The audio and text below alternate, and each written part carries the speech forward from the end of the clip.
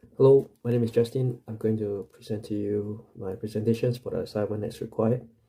So the description and the scope statement is to relocate the wash kit to a designated area near the wash bay. The risk assessments for this, as we are in the early stages, primary, there is no flight safety implications. The constraints is to locate a safe and secure location for our tools. The other major constraints for this would be, as we do not own any of the buildings, so negotiations must be carried out with the base logistic officer. Further down the line, I'll discuss more on my work breakdown structure, which will determine the schedule and cost of this project. So the next, we are going to explain the roles and responsibilities of this project. We have seven proxies, 7 people who are working hand in hand with this project. So the first is the project manager, which is Justin. He will be responsible to oversee the progress of the project. He'll be communicating with the different roles and different people and help to tie everything up together. He is also the risk assessment manager because he's been a OSH rep for a while now, so he's able to identify areas that needs to be in the lookout for, danger areas or potential hazards that may occur during this move. Role 3 would be Mr. Joe. He is the consultation specialist. He will be responsible to source out the locations for the potential site for the move.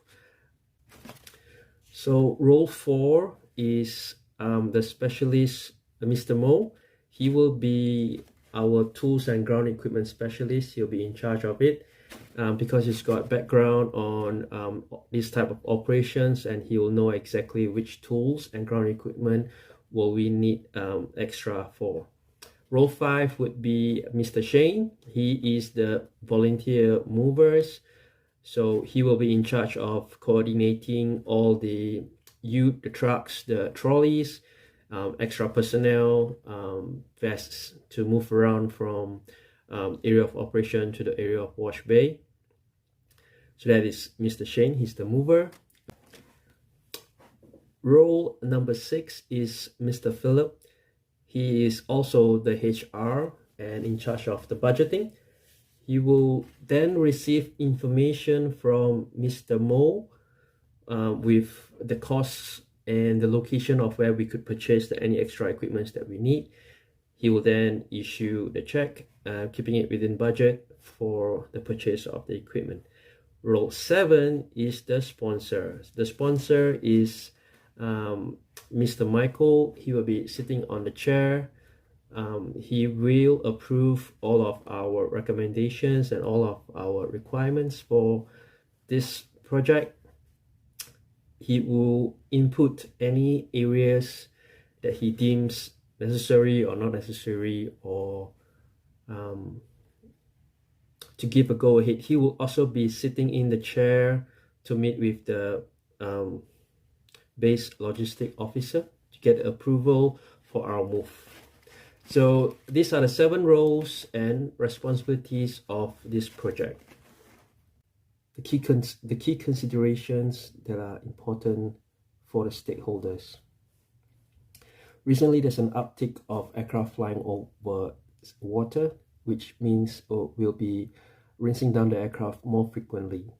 So at the current state, we will have to collect all our ground equipment from our work site and transfer them to the aircraft wash bay a distance away. This will take time, and it will of course go into overtime, budgeting and everything. So if we could have a centralized location near the aircraft wash bay, all we need to do is hook up the aircraft, bring the aircraft to the wash bay. All the tools and ground equipment are already centralized. We can just easily pull everything out, rinse down the aircraft, account for all the tools, put it back into the cabinets in the wash site itself, So this is the key consideration why we choose tools and ground equipment to be on site near the wash bay. For my breakdown structure, you will see there's two sites because there was two potential areas that we could move to. The second one of my scope management plan is the planned budget and timeline must be met. So we have a timeline of 3 weeks, which is a very sufficient timeline. Within these 3 weeks, we have to make sure all our goals are met.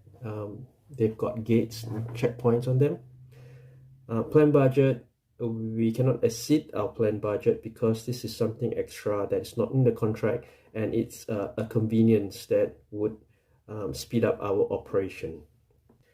So the third on my scope management plan is the operational processes must be documented for future deployment users.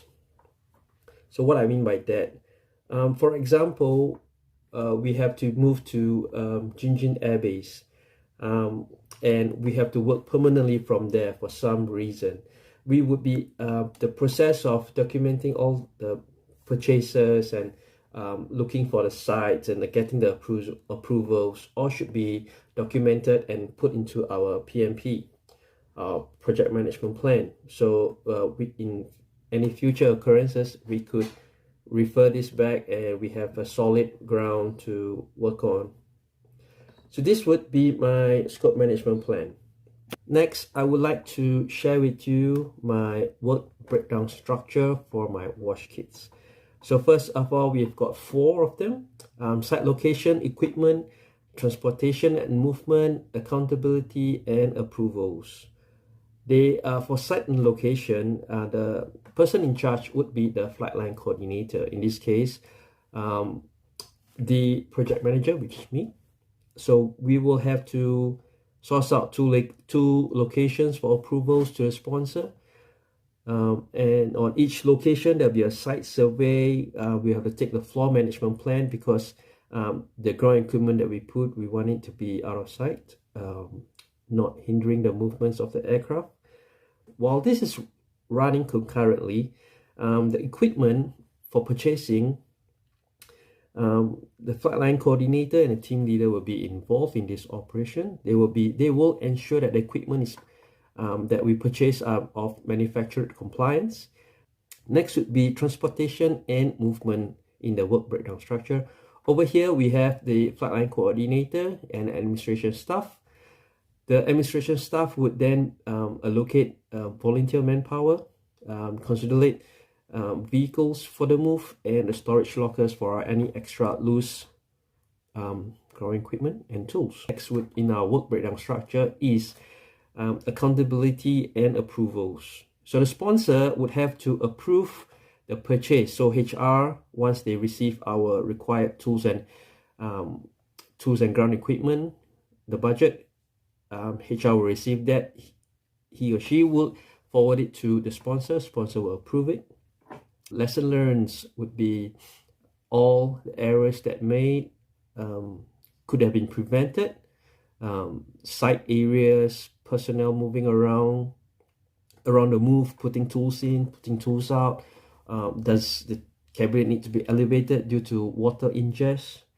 So this is my work breakdown structure of the complete operation.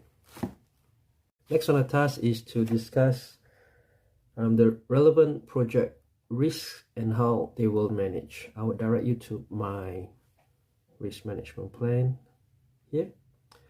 So the first one is on inhaling of contaminants. Because this is an old site, we have engaged a contractor to do an inspection for asbestos. Then site cleaning will also be carried out, or wash down of the place for any particles, dust. Next on the list would be personal injuries. All our personnel were told to please practice safe lifting with your knees, not with your back. If anything heavy, 2 or more people to handle them, especially aircraft stands. They are big and bulky. So the last relevant risk that we will have to manage is accidental spillage of aircraft wash detergent.